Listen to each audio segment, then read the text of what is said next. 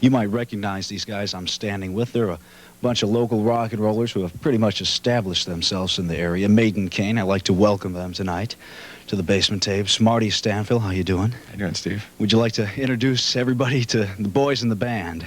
Okay. Duck down here. Okay, I know who you are. This is Scott Somerville on lead vocals, Darren Peacock on second guitarist, Roger Basinger on bass, and Mark Kiefer on drums.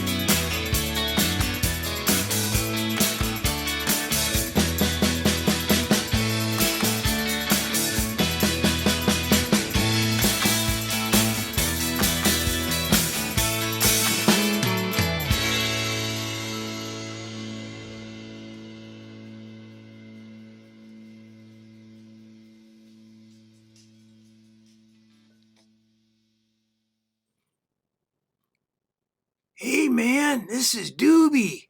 How you doing? Hey, Darren won't be here today, man, so he wants me to fill in as the host. So sit back and we're gonna talk about the Maiden Kane days, man, when he was in that rock and roll band. So this is number 9, event number 9, episode number 9. So sit back, man, and Darren's gonna narrate this thing for you. And I'll be back a little later and catch you on the flip-flop, man. So, far out, man. The Maiden Kane years, 1978 to 1980. Sometimes a year or two can feel like a lifetime, and that was certainly the case of my time with Maiden Kane. Marty Stanfield started the band in the mid-1970s, and I can remember them playing in the youth building at Expo Garden around 1976 or so. They were playing good, loud, hard rock and roll, and I remember their version of Queen's Now I'm Here being a standout. A tall, blonde bass player was with them named Jim Kiefer, and a drummer, John Janowski, and singer Scott Somerville completed the quartet. They were very good.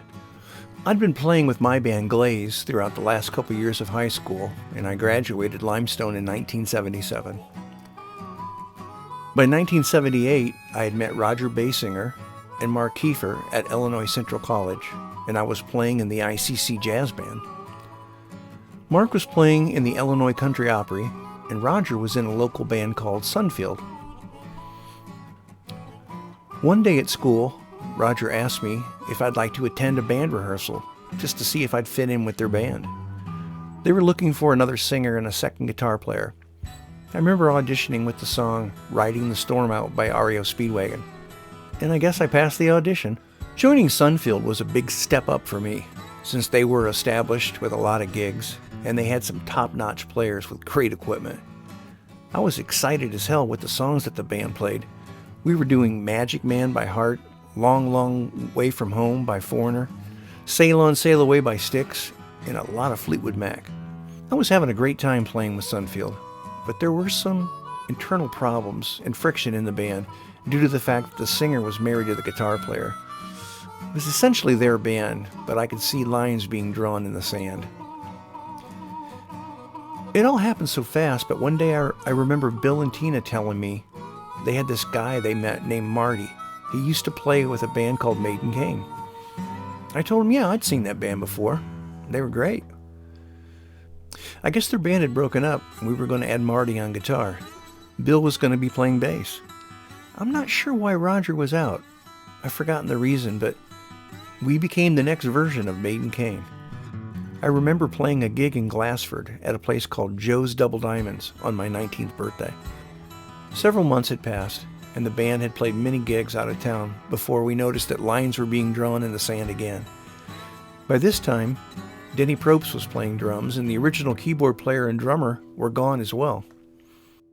I think it's possible they may have all left around the same time as Roger, leaving Bill and Tina on bass and keyboards. Marty on guitar, Denny on drums, and me on guitar. Bands are a lot like organisms. They occasionally split and divide into other organisms. Maiden Kane divided, and this time, Bill and Tina were out. Jim Kiefer, the original bass player in Maiden Kane, was back in. Now it was Marty, Jim, Denny, and me. This lasted a few months before the late great Eddie Boo joined on lead vocals. Now we were a force to be reckoned with. Drummers came and went during late 1978 and into 1979. First we lost Denny, but I was happy as hell to find out that my fellow Mardell Manor and Limestone Rocket, Mark Moretto, would be sitting behind the drums. We were being booked regularly by PME and were playing a lot of out-of-town dances and shows. When Mark decided to move on, I suggested my next-door neighbor and excellent drummer Darren Bloomfield. We did record a couple of Marty's songs with this lineup. Not so awful long ago, before Eddie Boo passed away, he brought me some old 8mm film of Maiden Kane playing at the Prospector in Peoria, Illinois. There wasn't any sound, so I edited the short film into a loop and used one of the recordings from this period. The video had Denny Probst on drums, but the audio had Darren on drums. It was a Halloween party, and we were all in costume. Eddie was the elf, I was the cat, and Jim and Marty dressed in drag. The Truanall sisters.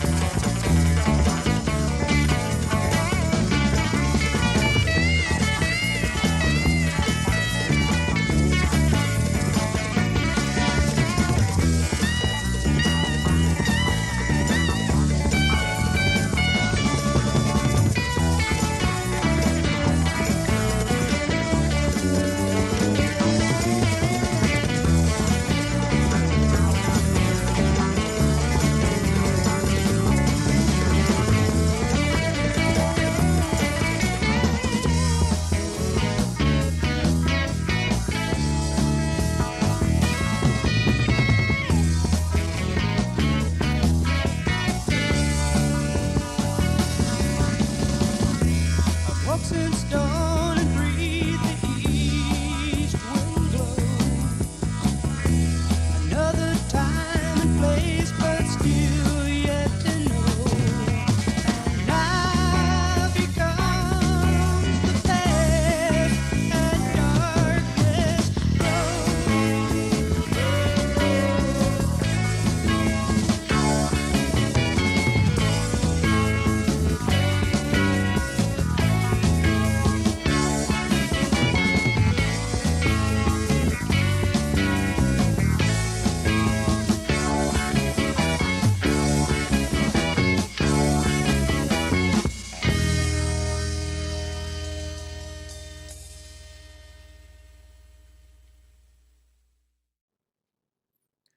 Hello, this is Cedric the Cat. Doobie told me I need to fill in for him, even though he's filling in for Darren. But anyway, I hope you're enjoying this episode. I need fed. But before I do that, who the heck was that cat? Was that Darren? Oh my God, what a cat he makes. I wonder if he was my dad. That was a cool looking cat though, wasn't it? Well, anyway, stay tuned to part 2 when Darren and the band Maiden play the Poison Apple and all kinds of fun happens. And then the band morphs again and I just can't get over him as a cat. Can you? Anyway, feed me. Bye. In February of '79, Maiden played a show at the Poison Apple in Peoria. It was a packed event, and since we were playing Soul Man by the Blues Brothers and Don't You Think I'm Sexy by Rod Stewart, both hits at the time, I suggested that we use a couple of horn players for that evening. I was in jazz band at ICC and I knew a couple of guys who agreed to play with us. My friend Mark Kiefer suggested we do a Chicago song called State of the Union, and with that, we had a 3-song mini-set to play within our regular rock set. It was Darren's last night with us too. Mike Eisenberg and Graham Walker from the Jets had been in the audience that night and liked Darren's drumming, and they stole him away. We were drummerless again. Enter Mr. Mark Kiefer. Mark had been a friend of mine for the past several months, and after some gentle persuasion, Mark joined the band. By this time Eddie had quit, and we were a 4-piece again. And after that, Jim left the group. Now we were in search of a bass player. Well, as they say, all things eventually come full circle, and Roger Basinger, back from the Sunfield days, was back in the band playing bass. I even talked to Todd Muir about joining us on saxophone. Eventually, Marty talked to Scott Somerville and got him back in the band, and now we had another successful version of Maiden Kane. During 1979 and into 1980, this version of the band played often, and eventually was one of the winners of the 1980 Basement Tapes. One of the prizes was to be included in a live broadcast from a small local TV studio. That show was broadcast, and I'm happy to say those performances still exist. Now, back to Steve Stein for more rock and roll from the 106 Basement Tapes television performances, the best in the Midwest.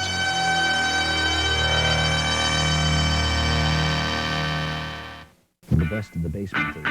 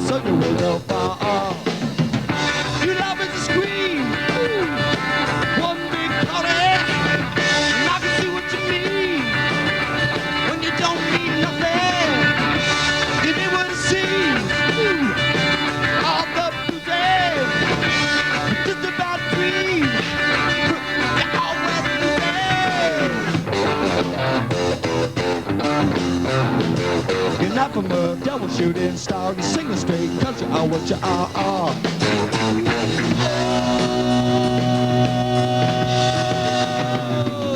We don't see eye to eye. We don't care if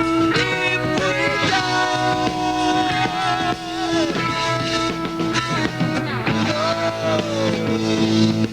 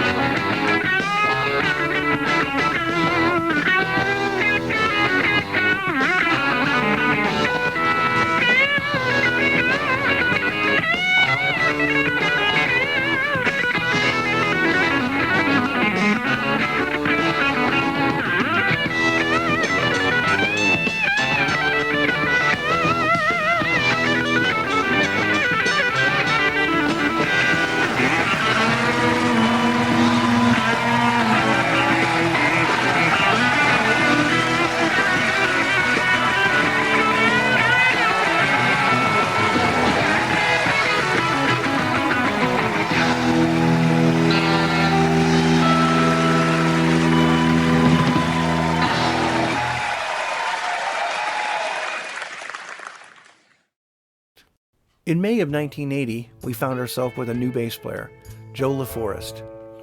He'd played with Maiden Kane a few years prior back in the band. Joe was a great guy, and I enjoyed our short time together.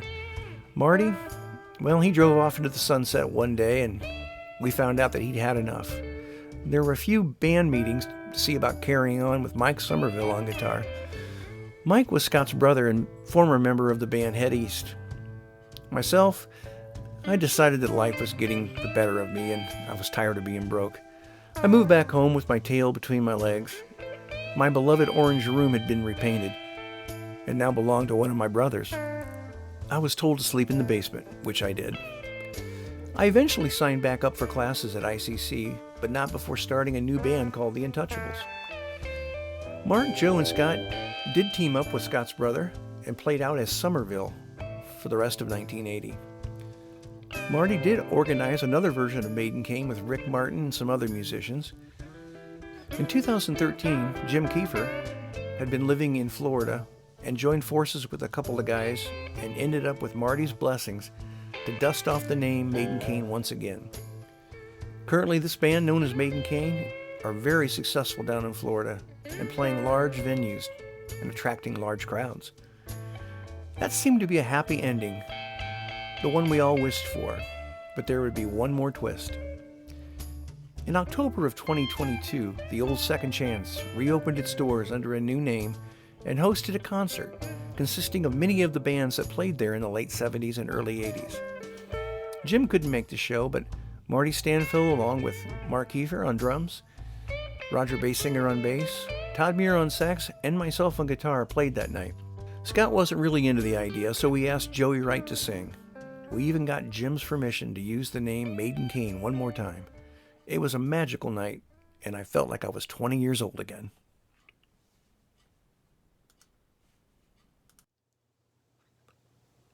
Well, hello, darlings. This is Skippy from the UK. And I'd just like to say I'm very proud to announce this band from their concert in 2022. Ladies and gentlemen, a little older and a little more wiser.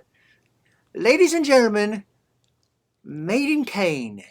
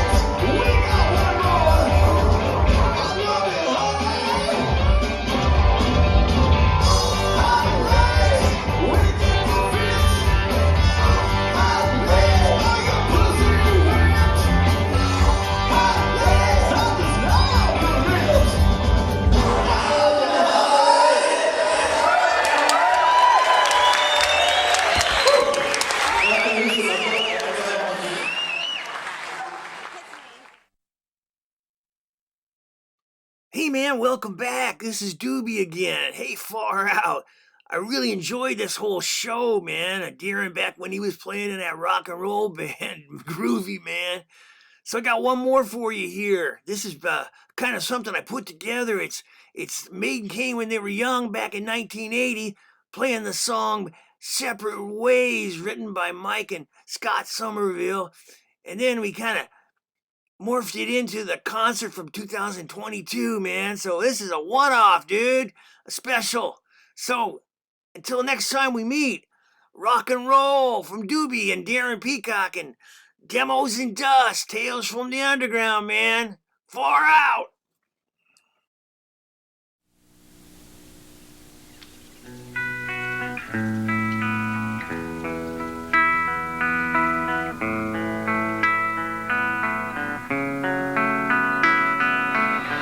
It's nice to see you again. The years have been kind to you. You know I often think of you and smile. All those crazy things we used to do. Our growing up together was good for me. Making love to you was warm and easy. It started slow, took a long time to grow. Don't know how it began, took a long time to end. Now everyone's different, so change your edge. Gone on separate ways, turn a different page.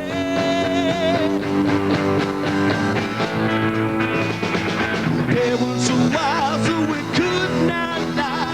We were bound to be caught. We couldn't complain, no drama should say was worth all the love we got. It's been nice to see you smile for just this little while. Hope to see you again.